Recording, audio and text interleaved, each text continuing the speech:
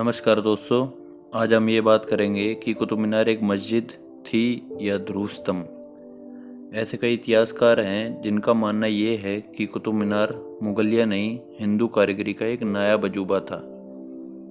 कुतुब मीनार मुगलिया कारीगरी का नया अजूबा माना जाता है। इतिहासकारों ने कुतुबुद्दीन ऐबक द्वारा बनाए गए इस ऐतिहासिक स्मारक के ऊपर कसीदे पढ़ने में कोई कसर नहीं छोड़ी। क्यों बच्चों की किताब और क्यों गूगल सर्च, हर जगह कुतुब मीनार को मुगलिया बताया गया है। किंतु ऐसे भी कई इतिहासकार हैं जिनका मानना ये है कि कुतुब मीनार मुगलिया नहीं हिंदू कारीगरी का एक नायाब अजूबा था, जिसे मुगलों ने अपना बताकर नाम कमाया था। ये मुद्दा इसलिए बार बार उठाया जाता है क्योंकि ना तो किसी इतिहासकार के पास ये बताने की हिम्मत है कि कुव्वतुल इस्लाम, जो कि एक कुतुब मीनार के कंपाउंड में मस्जिद है, उसमें हिंदू कलाकृतियाँ और स्तंभ कहाँ से आए। ना ही कुछ ऐसे तथ्यों पर जवाब देने को बनता है जिन्हें हम आपके सामने भी आगे रखेंगे। इस विषय पर चर्चा नई बात नहीं है। दिसंबर 2020 को हिंदू संगठन से जुड़े वकीलों ने दिल्ली कोर्ट से कुतुब मीनार में पूजा करने की अनुमति मांगी थी, जिस पर कई धर्मनिरपेक्ष इतिहासकारों ने आपत्ति दर्ज कराते हुए कहा था कि ये इतिहास से जुड़ा हिस्सा है जिसे धर्म से नहीं जोड़ा जाना चाहिए। लेकिन फिर वे इस सवाल पर चुप्पी साध लेते हैं जब उनसे पूछा जाता है कि मस्जिद में हिंदू कलाकृतियाँ कहाँ से आई। वर्ष 1977 में प्रोफेसर MS भटनागर द्वारा किए गए शोध में ये सामने आया था कि कुतुब मीनार ध्रुव स्तंभ है। मीनार की आकृति हवाई दृश्य से कमल के आकार में दिखाई देती है। उन्होंने अपने शोध में ये भी बताया कि जिस जगह पर कुतुब मीनार है वह महरौली कस्बे से बेहद नज़दीक है, जिसे राजा विक्रमादित्य दरबार के प्रसिद्ध ज्योतिर्विद वराहमिहिर के लिए जाना जाता था।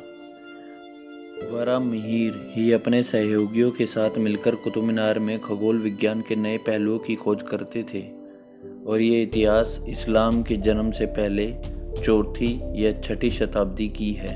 एवं जो इतिहासकार कुतुब मीनार के विषय में जानते भी हैं, उन्होंने भी ये माना है कि कुतुब मीनार में मौजूद मस्जिद कुव्वतुल इस्लाम को 27 मंदिरों को तोड़कर बनाया गया था।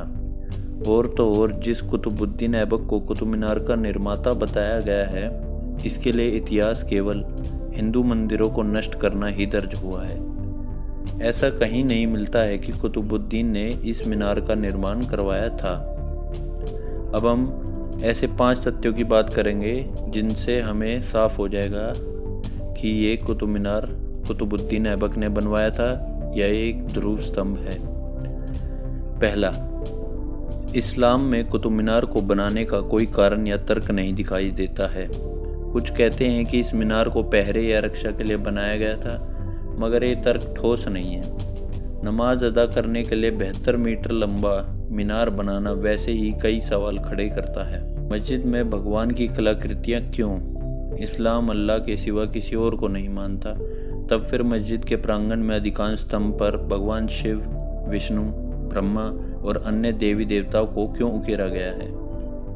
कुतुबुद्दीन ऐबक दिल्ली में कैसे कोई निर्माण करवा सकता है? हर जगह ये लिखा गया है कि कुतुबुद्दीन ऐबक ने कुतुब मीनार का निर्माण करवाया, मगर इतिहास तो ये भी बताता है कि कुतुबुद्दीन अधिकांश समय लाहौर में रहता था, जो कि दिल्ली से 650 मील दूर है। यदि कुतुबुद्दीन ने मीनार का निर्माण कराया था, तब वराहमिहिर का इतिहास कहाँ गया? इतिहासकारों ने कुतुब मीनार को तो मुगलिया बता दिया, मगर वे इसका जवाब नहीं दे पाते हैं कि ज्योतिर्विद वराहमिहिर के इतिहास से कैसे नहीं जुड़ा। सबसे अहम सवाल यह है कि मस्जिद के अंदर एवं कुतुब मीनार के आसपास हिंदू वास्तुकला क्यों है। चिंतन का विषय यह है कि यदि कुतुब मीनार हिंदू मंदिर था तो इसे छुपाने की क्या मंशा रही होगी। क्यों इतिहास के विषय में सवाल उठाना और पूछना आज के तथाकथित धर्मनिरपेक्षों को असहिष्णुता फैलाने जैसा लग रहा है। आप अपने कमेंट्स और राय आप कमेंट सेक्शन में दे सकते हैं। और अगली वीडियो में आपसे मिलते हैं। तब तक के लिए नमस्कार, जय हिंद।